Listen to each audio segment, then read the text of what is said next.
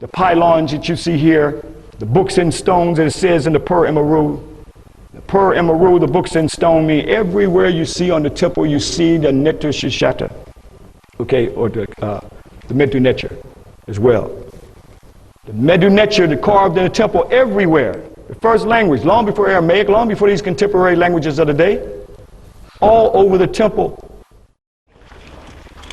Medu Neter, all over the temple. You're in the books in stone, brothers and sisters. So when you look at the Medu Neter here, I mean, this is truly the books in stone. What makes written on paper, where the name gets its name from papyrus, what makes is written on paper more sacred than is written on the books in stone? It goes back thousands of years. Spiritual stories and writings and representation, where here we see Ursima Ra Septepa Ra the third carved 10 inches into the temple. Let's go on the other side, and I can show you clearly some of the Medu Neter that the Greeks referred to as the Hieroglyphics. Okay, and many of the Greeks could not even read the Medu Neter. So you saw many of the Shanus were blank. This is long before Aramaic, long before Hebrew, long before Arabic, long before the Sumerian writing. We see the earliest writing known to the world in the books in stone to give validation. And Ramesu, look at this. He made that where you could stick your hand all the way up into the Medu Neter. So it could not be erased.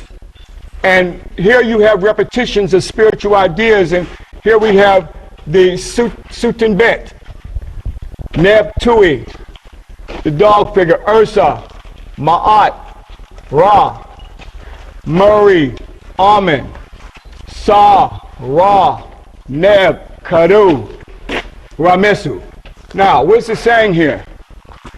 The king of Upper and Lower Egypt, okay? The king of Upper and Lower Egypt. Okay, Nebtui, the lord of the two lands. That's Tamari and Tanihisi. Okay, Ursa, the power of Ra. Okay, Ahmed, Ma'at, that means truth, justice, and righteousness. Loved by Amen. Look at this, Sa, Ra, son of God. Then Neb Kadu, Lord, King of Kings. Where have you heard Lord, King of Kings at? In the Bible. Huh? Is that right? And Revelations, Lord, King of Kings. That came out of Neb Kadu. That means Lord, King of Kings, plural. Okay? And Rames, he's born of Rames. He's born of Rames. So this is where many ideas were taken out of the ancient Medu Neter. So Son of God, Neb Kadu, Lord, King of Kings, also Septepen Ra. Septepen Ra means, I don't see it on the temple here now, Septepen Ra means chosen by God. So these are the ancient spiritual stories that others came and literally plagiarized many ideas from these Medu Neter, and this became the best kept secret in the Western world. Not to reveal where the Western world got many of its ideas directly out of the Medu Neter itself. Most of what we know about the Medu Neter is through the Rosetta Stone that was illegally taken by Napoleon's army in 1799. And here this goes back to the priesthood of Menefer, forced to honor Ptolemies. The Ptolemies took over after Alexander, the fifth of Epiphanes, in around 196 BCE. When the Romans came here, nobody could read the Medu Neter. That's why some of the Shanus are blank, that the Karihabs didn't acknowledge these Greeks on the throne like the Ptolemies. And how did they break some of the code? They have not been able to decipher all of the Medu Neter. They have been able to decipher some of it, but it had an esoteric and exoteric interpretation. So Champollion, when Napoleon's army came here, they stole a stone called a Rosetta Stone, and it dealt it in a place called Rosetta. And they took that stone back to Europe, and they started to study this stone. What is this message? What are they saying on these temples? As you see, the Medu Neter is everywhere, so it was a mystery. It was an ancient language at this time.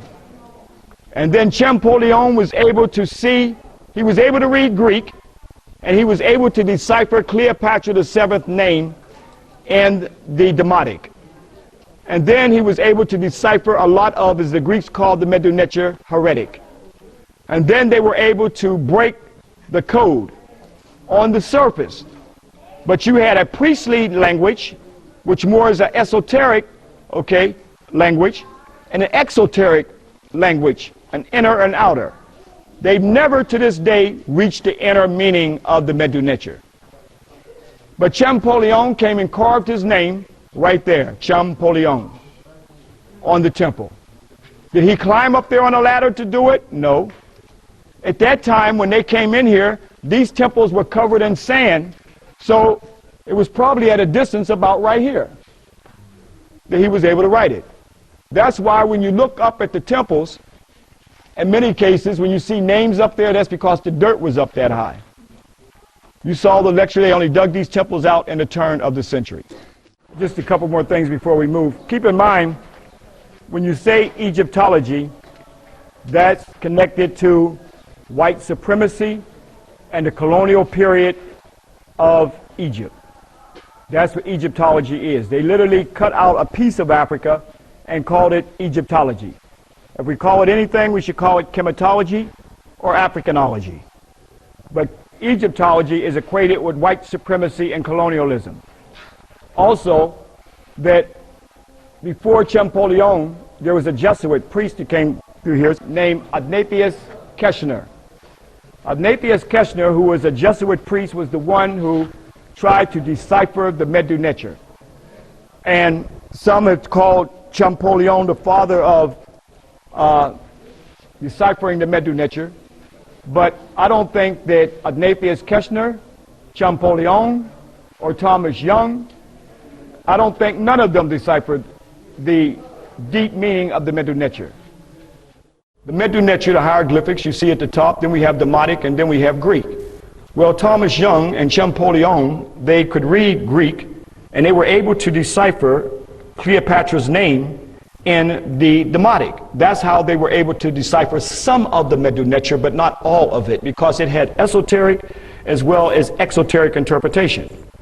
So there was some for the priestly writing, which was the deep Medu Neter that the Greeks called the hieroglyphics, and other spiritual systems. But when the French came in, Napoleon brought all his scientists here to Egypt. This was fascinating. To see this, it was unknown. By the time the Roman time was over, nobody could read the Medu Neter, even during the Roman times.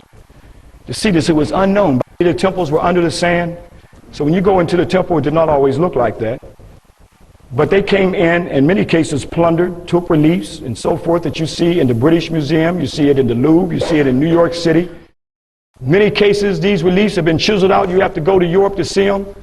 This is important right here because it gives you an idea of how many Europeans came through here and chiseled out a lot of the Medu Neter, the world's first language.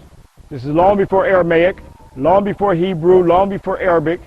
Here we see the Medu Neter, the sacred language of God, and how the extent that they have gone through chiseling out pieces. In many cases, you have to go to European museums to see the ancient Medu Neter. If you look at these columns, look at the columns there. Just pretty much erased bare. There was Medu Neter all over the columns, like you see the column right over here. You see Medu Neter is still up there.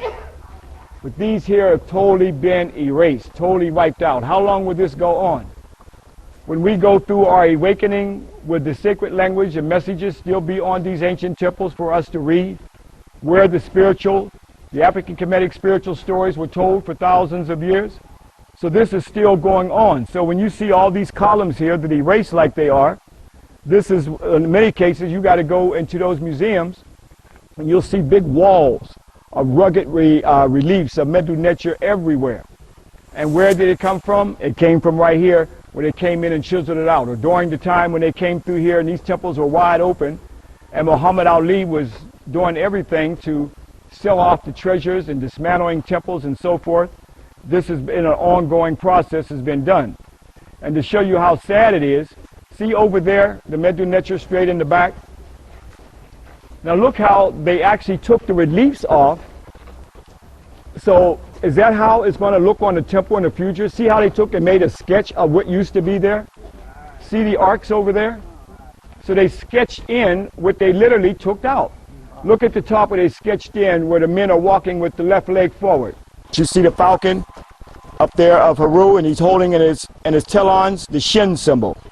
That Shin symbol to the far left, that represents eternity.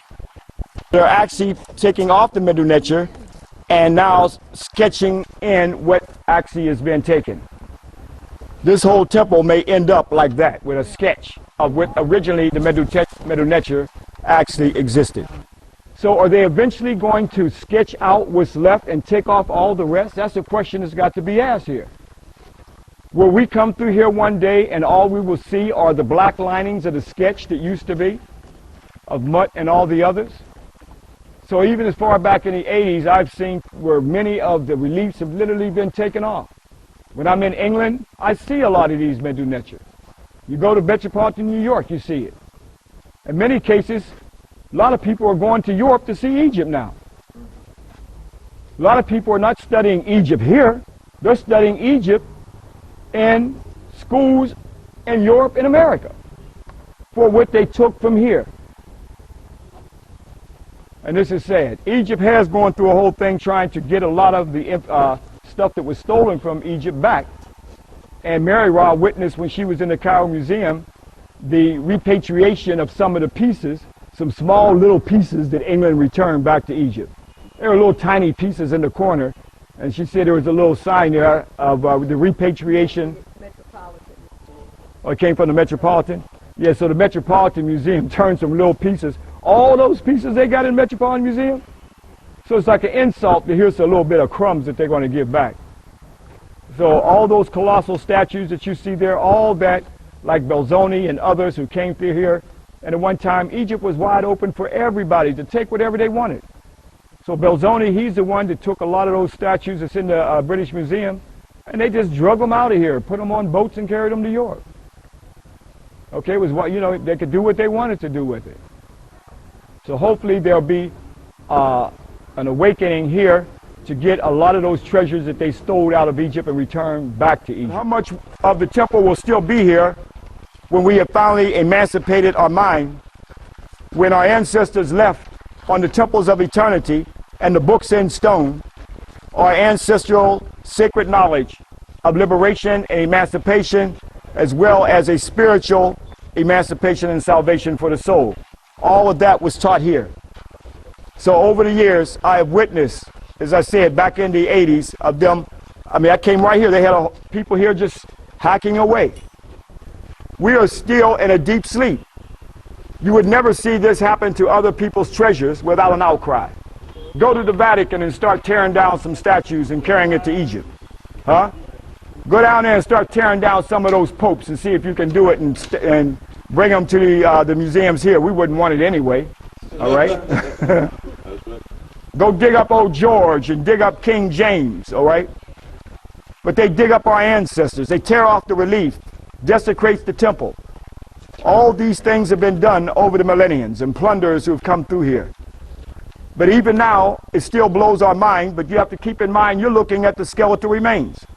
And the skeletal remains blows your mind, and nothing equals this in the world. I mean, you go to the Parthenon, it cannot even match this temple, and you're in the baby temple.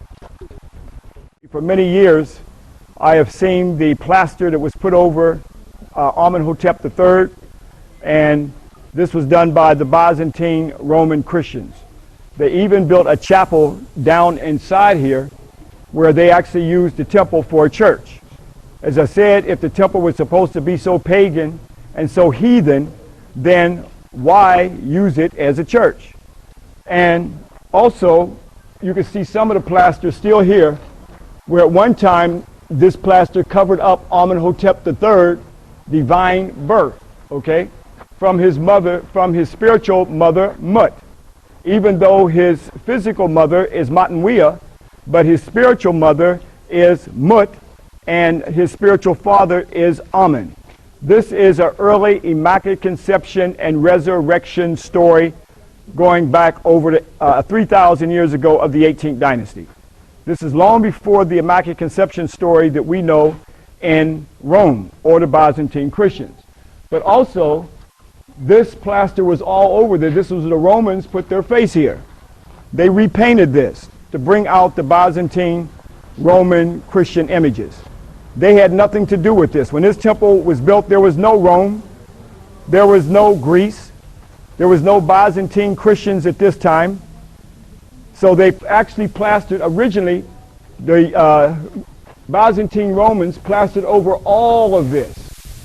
But this plaster is slowly taken off, where we can see now Amenhotep III of the 18th dynasty and his divine birth from his spiritual mother Mut, and the Immaculate Conception taking place, and you can see the plaster is now taken off and trying to restore it to its original place, but at the same time, the images of the Byzantine Roman Christians are still up there. And then the demonizing and vilifying when many Europeans came through here from the time of the Romans desecrating the ancient temple. Originally, these temples were colored, beautiful colors. I mean, what you're looking at now is in ruins over 3,000 years. It did not look like this as you see it today, but it kind of gave you an idea of nature. Now look at the top, and you can see in 1820 where Atalino, okay, where they carved their names. Did they climb up there and do that? No. See over there in the corner, you see that from the left, the second column from the left, on the left, at the top. Can you see it? 1820. See, no, they didn't climb up. They didn't climb up there. The temple was under the sand. The temple was under the dirt. They only dug the temple out to make tourist dollars. But originally, this temple was covered all the way up to that area there, and that's how they enabled them to carve their names, putting graffiti and names like that you'll see continuously when you travel through many of the other temples that we're going to go through. You're looking at the books in stone. When you come into the temple, there's so much to see. Brothers and sisters will be walking through the temple, and there's so many things I want to point out. We can't point out everything. We're going to highlight as much as we can as we walk through here. Ashra and Kwesi are lecturers on African history, civilization, religion, and culture. The duo present lively and dynamic presentations and video productions based on their extensive study and travel on the African continent. These national and international lecturers also conduct the annual Kemet Nu Know Thyself educational tours to Egypt and Ethiopia. Brother and Sister Kwesi link the historical with the present by means of visual documentation to bring our story to life. For lectures, videos, audio media, or Egypt and Ethiopia tour brochures, contact Ashra or Kwesi at Kemet Nu Productions 214-371-0206. That's 214-371-0206. Or visit www.kemetnu.com. That's KEMETNU.com.